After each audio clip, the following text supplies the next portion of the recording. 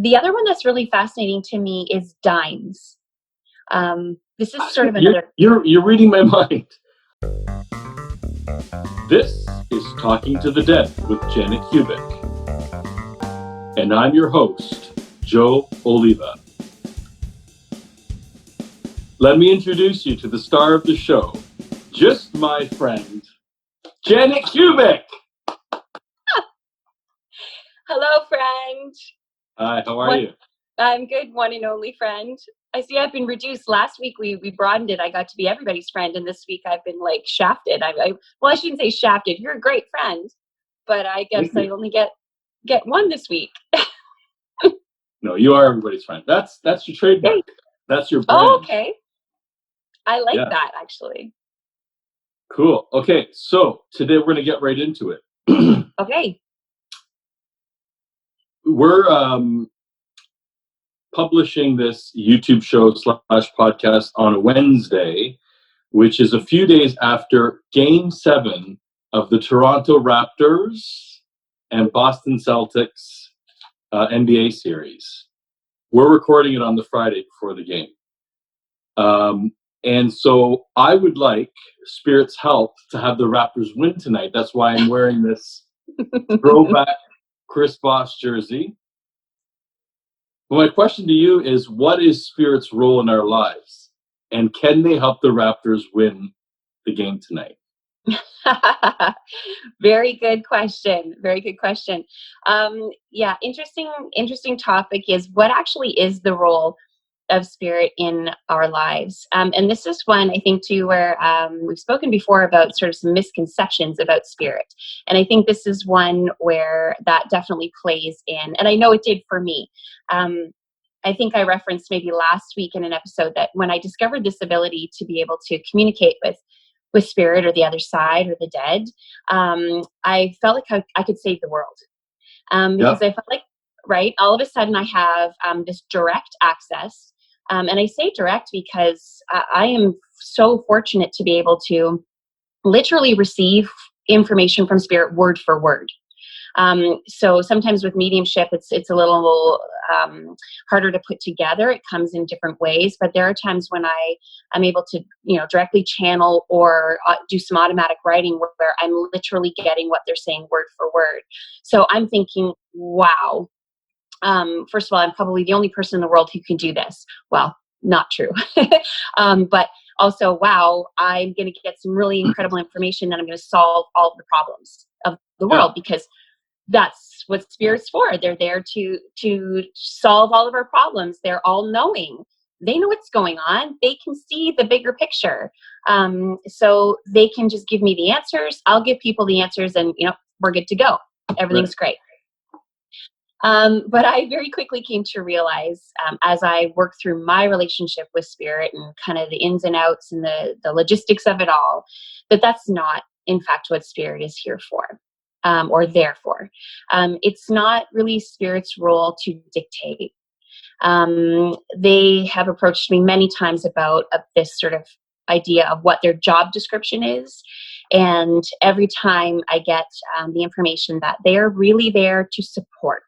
So they are in a supporting role. If this is a movie, then we're the lead actors and they're there in the supporting roles.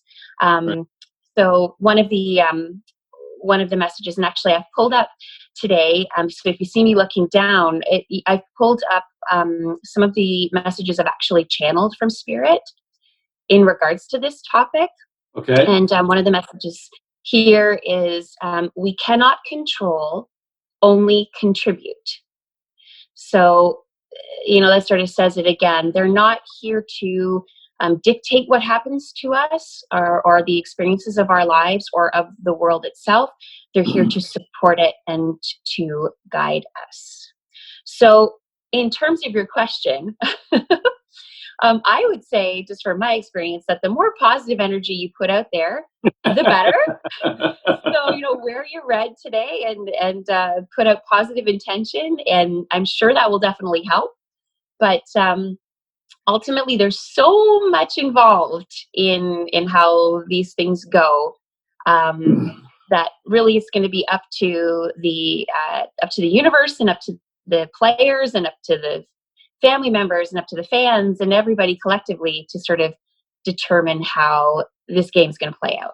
But you're saying that I do have, even though it may be infinitesimally small, I have some control over the game tonight. That's what you're saying.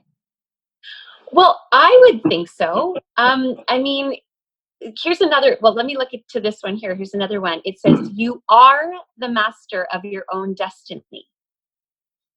So I think what you are in charge of is, again, the putting out of positive energy into the experience. So I think you definitely can control that.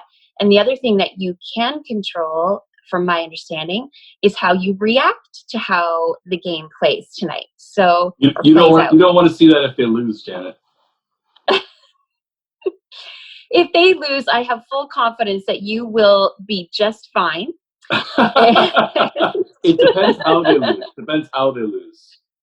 If they get beaten badly, I'll be upset. I'm not gonna lie to you. If they put up a good fight and they just lose to what I think is actually a better team on paper, I'll be okay with that.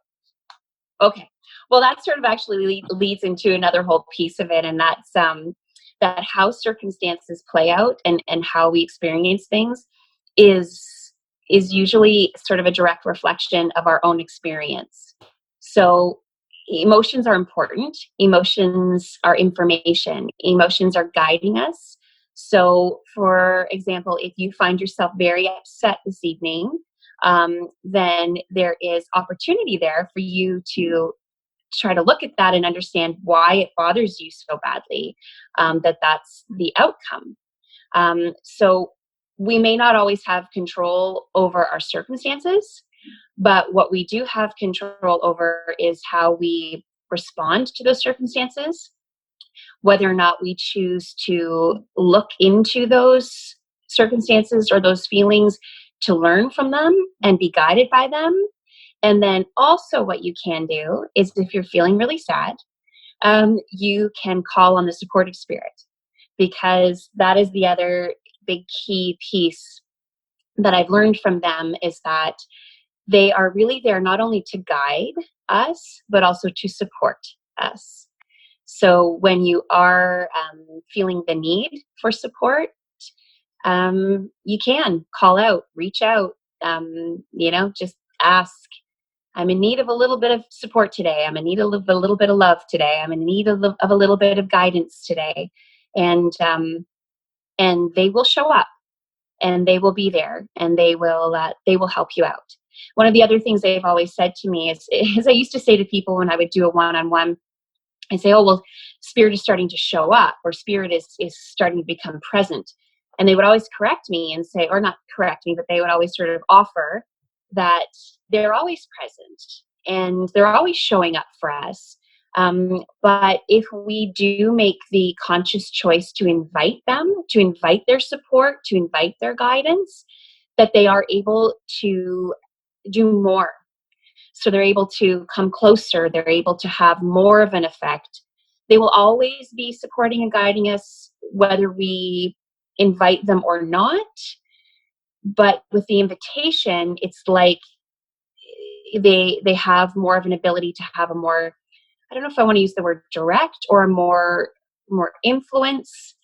So definitely, yeah, we have that option of inviting more support from them. But it's important to know that even if you choose not to invite that support or their more pronounced presence in your life, that they still have your back. That even if it doesn't feel like it, they are still there and they are still supporting. Why is it important to ask for their support? Like I would say, I would equate it to a baby, right? Mm-hmm. Who needs the support of their parents. Literally, they can't find their own food. They can't even crawl when they're very young, and they need their parents or adults to pick them up, feed them, change their clothes and whatever. They don't have to ask for it, right? Right. We just offer that because we know that they're in a place of need. So why is it important for us to ask? And do Well, you have to it's ask? funny. I've never. Do you have to ask out loud, or can you just sort of think it? So a couple of things that sort of popped into my mind as you said that. Number one, yes, sort of intuitively, as nurturers or as parents, we offer that support for those who need it, like you said, for babies. And I think it's the same with spirit in that they just sort of innately or naturally offer that support. But at the same time, I was sort of thinking about the idea of a baby who really needs a dry bum, for example, will Right. cry, and they'll let that you need their support. They're asking for that support. They're showing you that they need it, and they're inviting you to come and help them in a way. Oh, and I'm starting to get a little bit distracted, so I guess our friends are showing up maybe again to help in Yeah. answering this question. They're going to tell us the score of the Raptors game tonight. I know that's I know the most you'd important be very thing. happy if they did, That's the most but you're important gonna have thing going on right now. to wait. Okay, well let's see here. Um, there's something coming forward about the concept of free will. Um, and choice, whereby it's our choice. Um, Sorry, I know it's taking me a moment to hone in here. Sometimes the connection is really quick, and other times it sort of takes me a minute. So she says, you have all been given the gift of free will in the human experience, or the experience of the human. And this is sort of a factor, so to speak, in determining the degree or level to which spirit are able to interject, so to speak. Yes, we are a constant. We are a constant source of support, of guidance, a cushion, so to speak, that you rest upon as you travel or walk in the human experience. However, with it almost sounds like instigation. With the instigation of free will, you are given greater choice as to the degree of support or conscious support that you receive within the experience. She says it's almost like a relationship with another human. I'm going to say, like, another person. When there's a give and take or an ebb and flow, there is there's a greater relationship. There's a greater functionality. So when the energy is flowing more so in one direction, there isn't that reciprocation as much. It's more going, as she sort of says, in one direction, whereby a conscious awareness of spirit allows for more of a rebound effect, where we're able to bounce off of each other. She's totally using a basketball analogy because of you, I was just so you know. I was just saying, speaking of rebounds, Yes, can she because help? she's right. I love that. They're so cheeky sometimes. She's showing me like the ball being passed to one another. Like there's just a greater team atmosphere. There's a greater teamwork or cohesiveness when we work as a team. And she says, and that's sort of what the conscious awareness or invitation of the supportive spirit sort of represents, or that's sort of a way of sharing that with you. If you just want to stand at the no, I can't even Free speak. throw. Say it again. Free throw. Okay, if you want to stand at that line, she's saying there's a line. If you want to stand there at that line and just do it all on your own, you can choose to do that. And that's okay. And there's no judgment in that whatsoever. But that's not to say that they aren't supporting the lift, that they aren't helping in some way to kind of guide that ball to where it needs to go. So there's no judgment in the choice of not really including spirit in that sort of conscious way. But she says sometimes the game can be more fun and there can be a little less pressure than standing there by yourself with all of the pressure on you in that moment. Sometimes it's a little easier and more fun when you're running down the court and you're putting into action a play of sorts. And you can bounce off of each other. She keeps showing me eye contact. So like looking to others and directly engaging others and receiving their energy and giving back energy. Yes, as well as the ball, like she's using the ball as an analogy, but also she's using the eye contact. And the knowingness and the connectedness and all being sort of on the same page and working towards a common goal. So, okay, let me see if she says anything else. She says, either way, you play the game. And Right. how you choose to play the game is up to you. And there will be a degree of success in every, or a level of success in every game played. She says. However, sometimes it's fun to play a team sport. Is this Myrtle, by the way? Yes.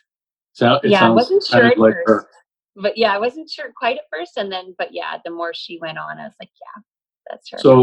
So people watching or listening know your guides speak in different ways, and I can kind of distinguish by the cadence of your voice. I thought it was her.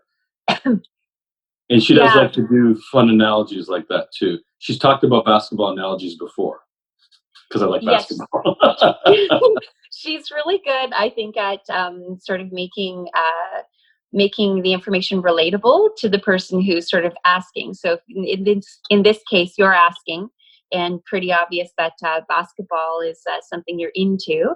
So I love that she sort of used that analogy to help to answer the question. What I took from that is that the Raptors are going to win tonight. That's what I heard. I'm not touching it. There's always a lot of room for interpretation. That could be a whole different episode, I think, but misinterpreted messages and things like that. Yes, definitely. I think that is a very expansive topic. Okay. Anything else to add, Myrtle? She says, just know, my friend, that we are with you. And our goal is, and our intention is to support and to guide. Indeed, we cannot control. She just sort of left it at that. Indeed, we cannot control. She said, it is not our responsibility. She says, we work together before you leave here. She says, we walk beside you, behind you, all around you as you travel in the human experience. But ultimately, the experience is yours. It is yours to determine. And our role is simply of that as I feel like she's using a basketball analogy again. The point guard? The point guard? Someone who sort of hangs back a little bit more. Yeah. Does that make sense for basketball? Yeah. Okay. Because the sense that I get of it is that it's someone who sort of, they're on the team, but their role is more to kind of stand back or more on the outskirts is how I'm seeing it visually. And I don't feel like, are they the ones that normally take the shots? So the point guard is usually the one that calls the play for the team, and they're usually a smaller player. They usually bring the ball up, and then they look at the defense and they say, okay, we're going to run this play, and they'll have a name for it, right? Canoe or whatever it is called, because maybe the players are in the line like a canoe or whatever. And then they'll run that play because the point guard's like the coach on the floor, they call it. Oh, the coach on the floor. So that makes sense. They're sort of like the coach, the support system, but they're not the ones actually, like to me, it comes across as they're not the ones actually taking the shots. They do sometimes, but yeah. But most point guards, the really good point guards, they like to get their teammates involved, right? They'd rather the other four score and win the game than just them score and then they have a high score personally, but it was the game, right? So Right. That seems to be Kyle, you know who Kyle Lowry is, right? He's our point guard. our, as in the Raptors. Yeah, you're from Ontario, Canada. That's your team. I told you I don't speak to sports. I love sports. I do. I'm just not very educated in them. So Okay. yeah. I'm just gonna see actually for a second if there's something else. I have some questions for her if she's willing. Oh, okay, yeah, go ahead. Go ahead. Um, if someone doesn't have your abilities or gifts or whatever you want to call them, right, or your enhanced abilities, and they ask spirit for support, what are some of the ways that they can identify that they're receiving support?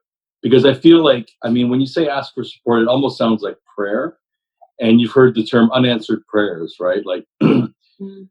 and so I mean, I obviously I'm joking around about the Raptors, right? Like, I know that I can't pray their way to victory, right?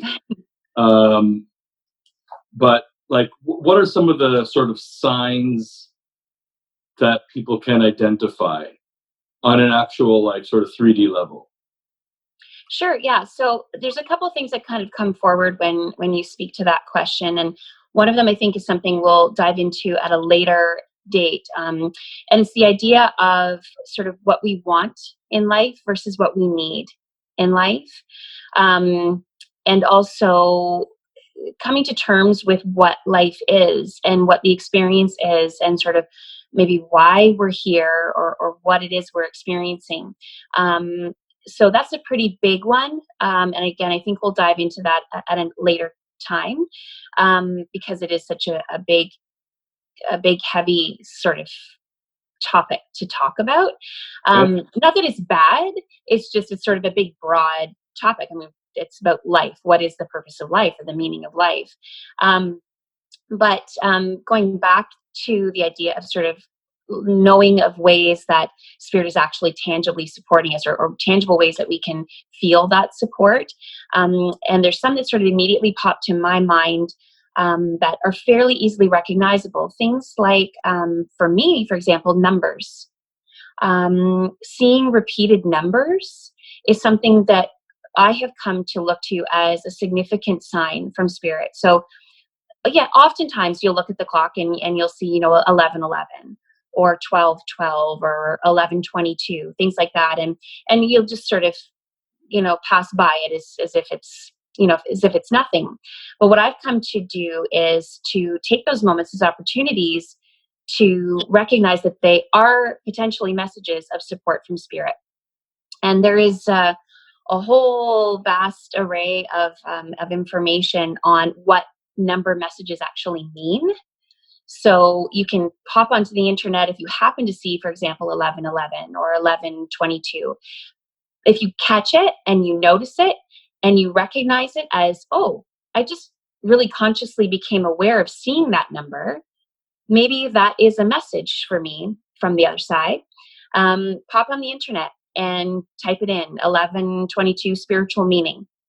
And there's a lot of access there to all of these ideas as to what the messages could be meaning for you. Um, so that's definitely one, and I use that one all the time, and it's great because I find they're just like quick little interjections. Like if I'm worried about something or something's popped up, and then I'm like, oh geez, I'm not sure about this, I'm feeling a little uncertain, and I look over at the clock and it's 2:22, then I'm like, oh, okay, thanks guys. Because for me, 2:22 means don't worry about it. Things are working themselves out. It's going to be okay. How do you distinguish between a coincidence and a show of support?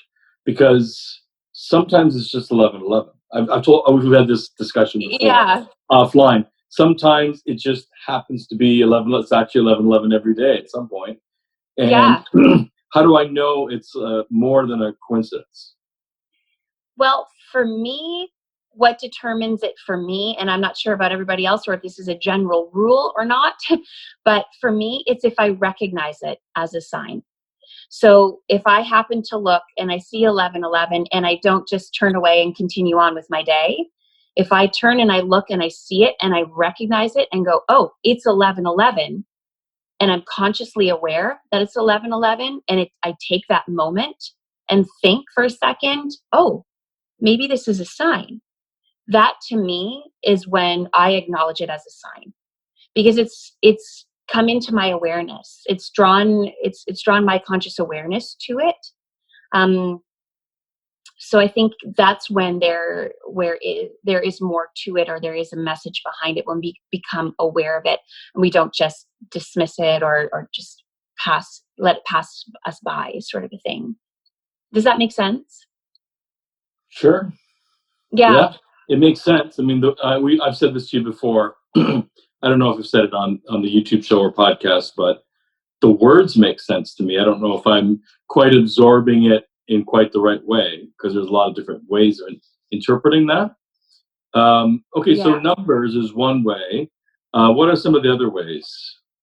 Well, some of the other more sort of documented or common ones that are talked about come from the animal realm. Like, for example, birds.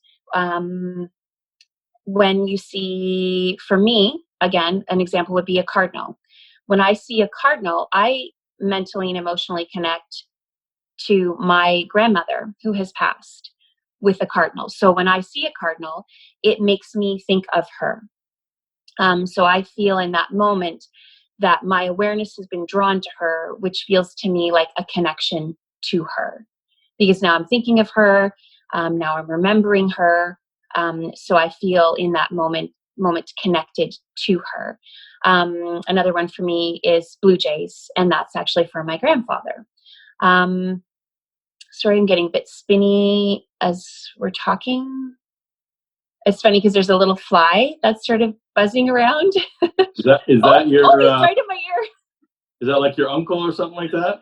It was funny you said my uncle, because actually for me, I have had experiences with my aunt who has passed away, um, with the fly. And sometimes when she comes forward, her energy comes forward, the fly shows up, or a fly, not the fly, but a fly shows up, and it'll sit on me, or it'll Oh, be around me at the time that I'm thinking of her. Um, do you kill it? Do you swat it with a fly swatter? You do, don't you? I um, can see it in your face. no, yeah, no, I have a hard time with killing bugs, but um, that's just me. Yeah. So that would be another one. Often too, there are, like I said before, there's all sorts of information on the internet about animals and animal signs. So if I happen to notice an animal that seems sort of out of place, or again, it catches my eye, I become consciously aware of it. I sort of question, oh, I just saw a fox. That's really different. I don't normally see that. Or for some reason it just stands out to me, then I'll often pop on and, what is the spiritual meaning of the fox? And then it's just, there's information there, and you can read it and see how you interpret it, see if it feels good to you, or feels like it is potentially a message for you, or that there's support there. Butterflies is I was gonna another say one. butterflies, yeah. That's Yeah, one so I hear about a butterflies. lot. The other one that's really fascinating to me is dimes. This is sort of You're another. you're reading my mind. I was gonna ask about dimes after. It's not from the I am nature world. psychic, Joe. Why are you so surprised? No. Yeah, but I keep hearing, so animals, I mean, they make a little more sense because they're a living entity, right? But I've heard of dimes showing up in bizarre places. Yeah, it's interesting. I don't understand how it works. Like I really don't understand how physically it works that these things, these objects appear. But for me, that's one that I experience frequently. And for me, again, it's very connected to my grandmother, Helen Fettis. So So wait, you're um, saying that you find dimes? all the time, and I find them when I need them. And that What? is, Wait a minute. What do you mean when you need them? Like you're short? Like you go to buy a stick Yeah, of like gum and it's $1.10 and you have right? only $1 on you. Do you remember when you could go get a sucker for? Okay, now we're aging ourselves. Stop. Anyway, or make Yeah. a phone call for a dime.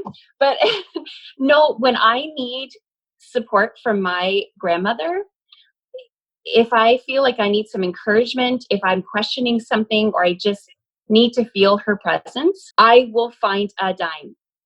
And in the most random of places, with no rhyme or reason to it at all. For example, up at the lake I was at, sitting beside the picnic table, looked down on the ground beside the picnic table, there was a dime. Mm. And out in the middle of nowhere, no one was there. And there was this little dime, and it was in a moment that I really needed it, that I really needed some support. So yeah, that one kind of blows my mind, but I'm super thankful that that my grandma does that for me. So thanks, grandma. Cool. Yeah, those are just some of the ones that I can think of sort of offhand that are a little more common, or that are recognized, I guess I would say, that Right. are recognized. I mean, you can get into it in more in depth in terms of starting to connect with how you feel about situations. Sometimes when I really feel I'm in need of support or nurturing, I can literally feel a sense of spirit around me, of spirit maybe almost even embracing me or holding me. But that's, again, getting a little bit deeper into the intuition and connection. And yeah, so there are other ways of definitely feeling their presence. Okay, so another interesting episode of Talking to the Dead with Janet Kubik.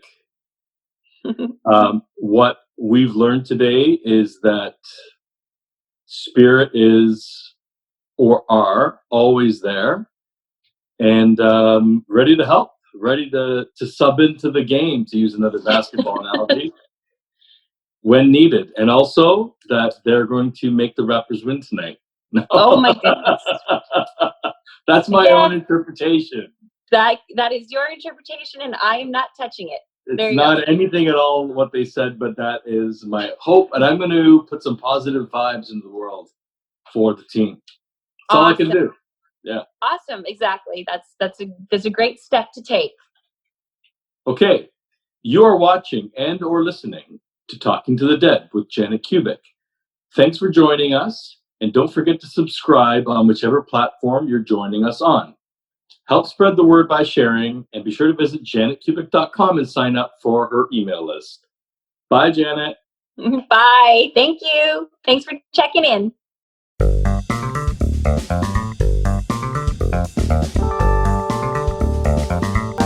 Is Myrtle still there? Of course she is. She's always there. Yeah. Did you want to try to ask something else?